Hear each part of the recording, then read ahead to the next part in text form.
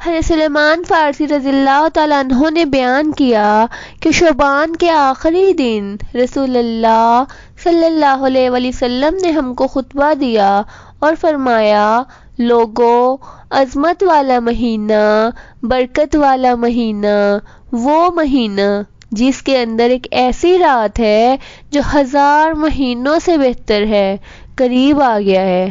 اللہ نے اس میں روزے فرض اور اس کی راتوں کو نفل قرار دیا ہے۔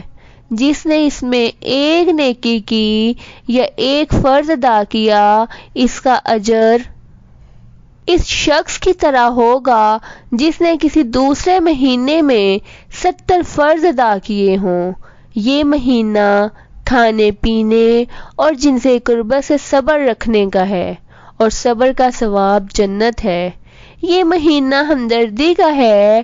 اس ماہ میں مومن کی روزی یعنی روزی کی برکت بڑھ جاتی ہے۔ اگر کوئی کسی روزے دار کا روزہ کھلوائے گا تو یہ روزہ کشائی اس کے گناہوں کی معافی اور دوزخ سے گل خلاصی کا سبب ہوگی، اور روزہ دار کے روزے کا ثواب کم ہوئے بغیر افطار کرانے والے کو بھی روزہ دار کی طرح ہی ثواب ملے گا۔ صحابہ رضی اللہ تعالیٰ عنہ نے عرض کیا، ہم میں ہر ایک کا تو مقدور نہیں کہ روزہ کشائی کروائے۔ فرمایا، اللہ یہ ثواب اس کو دے گا جو ایک کھجور یا گھونٹ بھر پانی یا ایک چسکی دودھ سے ہی کسی روزہ دار کا روزہ کشائی کرائے گا۔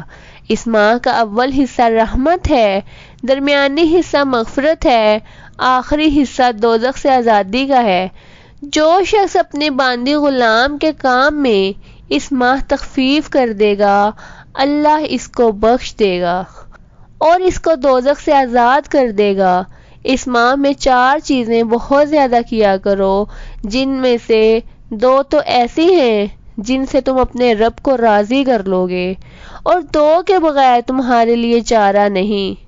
اول 2 تو لا الہ الا اللہ کی شہادت اور اللہ سے استغفار کرنا ہے، اور دوسری 2 یہ ہیں کہ اللہ سے جنت کی درخواست کرو اور دوزخ سے اس کی پناہ مانگو۔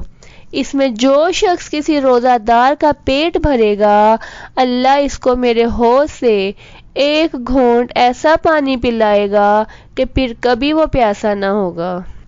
رسول اللہ صلی اللہ علیہ وآلہ وسلم نے ارشاد فرمایا کہ ماہ رمضان کی پہلی رات کو جنت اور آسمان کے دروازے کھولے جاتے ہیں اور آخری رات تک پورے مہینے بند نہیں کیے جاتے۔ جو بندہ یا بندی رمضان کی کسی بھی رات میں نماز پڑھتا ہے تو اللہ اس کے لیے ضرور ہر سجدہ کے عوض 1700 نیکیاں لکھ دیتا ہے، اور جنت کے اندر اس کے لیے ایک سرخ یاقوت کا مکان تیار کروا دیتا ہے جس کے 70,000 دروازے ہوتے ہیں۔